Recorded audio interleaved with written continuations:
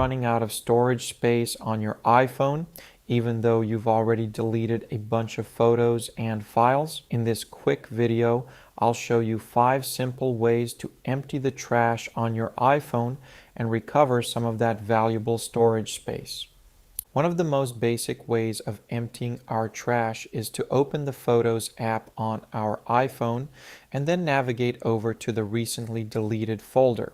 When you delete a photo or a video from your photo gallery, they will be moved into this folder for a period of up to 30 days.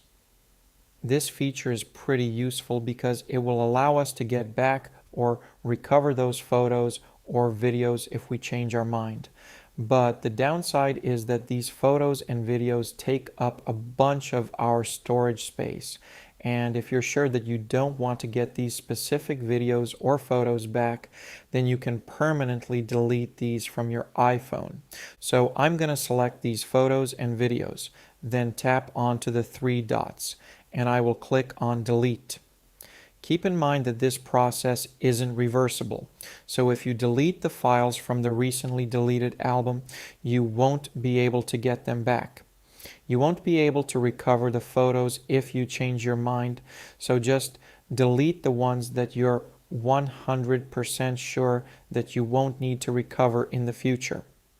Another thing which can take up a bunch of your memory is large video and photo attachments in your Messages app or iMessage. Let's remove them by opening the Settings app on our iPhone. Then tap on General. After that, I'm going to click on this third option, which is iPhone Storage.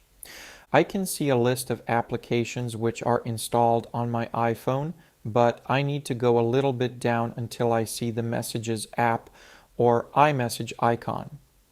Here it is, so I'll tap on it, and then you should see the different documents in our iMessage, like the GIF files, the photos, the videos, the top conversations, and it's going to show us how much storage space each of these is taking up.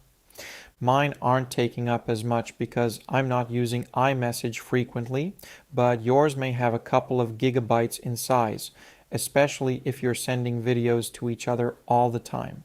Just tap on the photos list or the videos list, see which video takes up a bunch of storage, and if you don't need it, just delete it from this list and it will empty the trash a little bit more on iPhone. Similarly to the first step, we're going to access the recently deleted folder in our Files application. If you're using the Files app frequently and you're deleting and adding new files every day, they can take up quite a lot of storage space on your iPhone. So I'm first going to open my Files application. I'm currently in the Downloads folder, so I'll go back to the Browse section of the app. When you're on this page, you're going to see the recently deleted section, and I'm going to tap on that.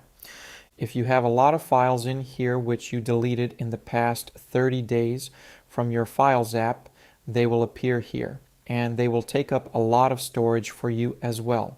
So what you can do is find the file, document, video, photo, or similar that you're sure you don't need to recover and just delete it completely or permanently from this folder.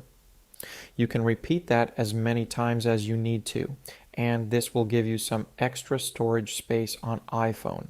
One of my favorite ways of emptying the trash on my iPhone is by offloading unused apps. So I'll explain to you what offloading is and how you can do it. So follow me.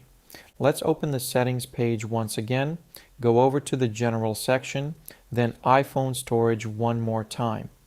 Here is a list of all the applications which you have installed on your iPhone. What you want to do here is find an application which you're not using as much, and we can do one of two things. If you're not using an app, then you can simply delete it or uninstall it completely.